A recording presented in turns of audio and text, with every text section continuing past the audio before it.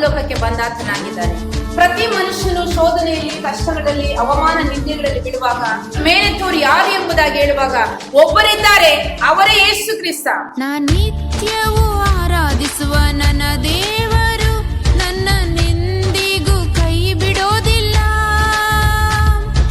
ನಿತ್ಯವೂ ಆರಾಧಿಸುವ ನನ್ನ ದೇವರು ನನ್ನೆಂದಿಗೂ ಕೈ ಬಿಡೋದಿಲ್ಲ.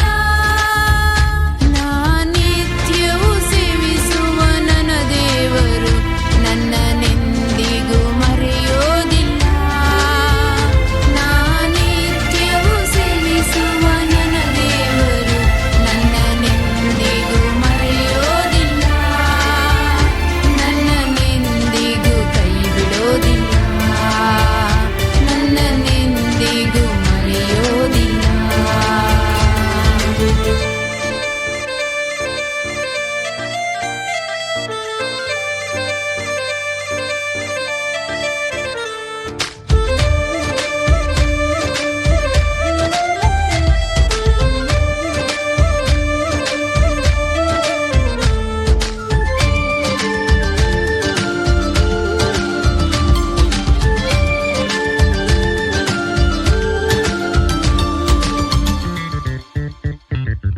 ನಿತ್ಯವೂ ಸ್ತುತಿಸುವ ನನ್ನ ದೇವರು ಸುಮ್ಮನೆ ಇರುವುದಿಲ್ಲ.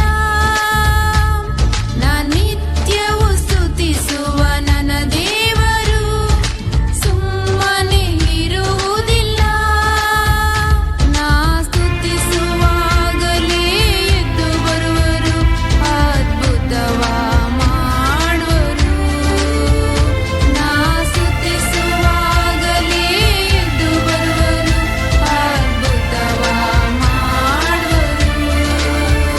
ಬಿಡುಗಡೆಯ ಕೊಡುವರು, ಸಂತೋಷ ಪಡಿಸುವರು.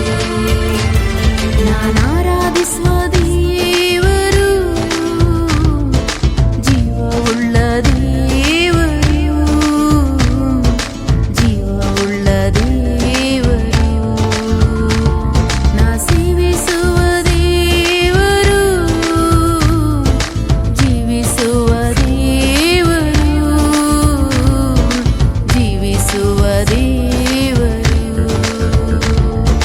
ಜೀವಿಸುವ ದೇವರು.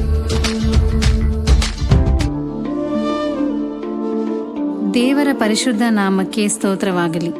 ಅನೇಕರ ಜೀವಿತದಲ್ಲಿ ದೇವರು ಅದ್ಭುತ ಮಾಡುವವರಾಗಿದ್ದಾರೆ.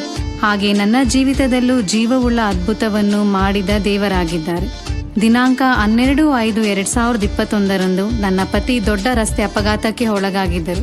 ಸಾವು ಬದುಕಿನ ಮಧ್ಯೆ ಹೋರಾಡುತ್ತಿರುವಾಗ ವೈದ್ಯರು ಕೈಬಿಟ್ಟಾಗ ದೇವರು ಈ ಹಾಡಿನ ಮೂಲಕ ತಾನು ಜೀವಂತ ದೇವರೆಂಬುದನ್ನು ನನ್ನ ಪತಿಯಲ್ಲಿ ತನ್ನ ಪುನರುತ್ಥಾನದ ಶಕ್ತಿಯನ್ನು ನಿರೂಪಿಸಿದ್ದಾರೆ. ಪ್ರಕಟಣೆ 1:18 ಹೇಳುವಂತೆ, ಸತ್ತವನಾದೆನು, ಇಗೋ ನಾನು ಎಂದೆಂದಿಗೂ ಬದುಕುವವನಾಗಿದ್ದೇನೆ.